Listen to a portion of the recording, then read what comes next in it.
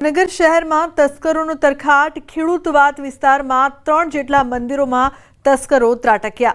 દાનપેટીની ચોરી કરી તસ્કરો ફરાર થયા। ચોરીની સમગ્ર ઘટનાના સીસીટીવી સામે આવ્યા છે। પોલીસે ચોરીની ફરિયાદ નોંધીને વધુ તપાસ હાથ ધરી છે। રાત્રે તસ્કરો દ્વારા દાનની પેટી તોડી એમાંથી અંદાજિત ક્યાંક 10-15 હજાર રૂપિયા જે 5 વર્ષની પેટી ખુલી નહોતી તેમાંથી લઈ ગયેલ છે। આની પહેલાં 15-20 દિવસ પહેલાં એક ચોરી થઈ હતી, ત્યારે માતાજીની ઉપર ચડાવેલું ચાંદીનું સત્ર જેની કિંમત 20-25 હજાર અંદાજ હશે તેવું પણ ચોરી ગયા હતા। ભવાની માના મંદિરે પણ ચોરી થઈ છે, ગોળ સમસાનમાં પણ ચોરી થઈ છે। આવા અલગ અલગ તળ મંદિરે તો આ રૂટ પર ચોરી થઈ જ છે। સરા જાહેર હત્યાના કેસમાં નવો ખુલાસો સામે આવ્યો છે। મૃતક નૈસલ ઠાકોર જમીન લેવેચના વ્યવસાય સાથે સંકળાયેલો હતો। જૂની અંગત અદાવતમાં હત્યા થઈ હોવાની પોલીસે આશંકા વ્યક્ત કરી છે। વર્ષ 2011માં એક હત્યા થઈ હતી, જેમાં મૃતકની કથિત સંડોવણી હોવાની આશંકા છે।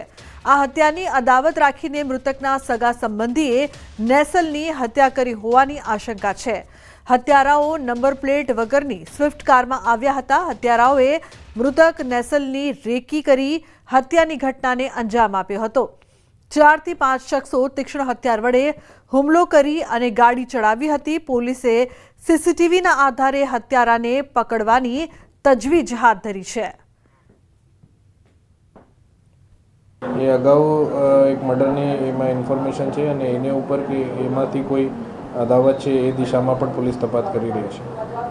એટલે સાહેબ હોઈ શકે શંકા કે જે અગાઉ હત્યા કરી હતી એટલે તેના મૃતકના કોઈ સગા દ્વારા તેની હત્યા કરવામાં આવી હોય કે તેના ભાઈઓ દ્વારા? અત્યાર સુધી કોઈ પણ પોસિબિલિટી રૂલ્ડ આઉટ કર્યા નથી અને એ દિશામાં પણ તપાસ ચાલુ છે।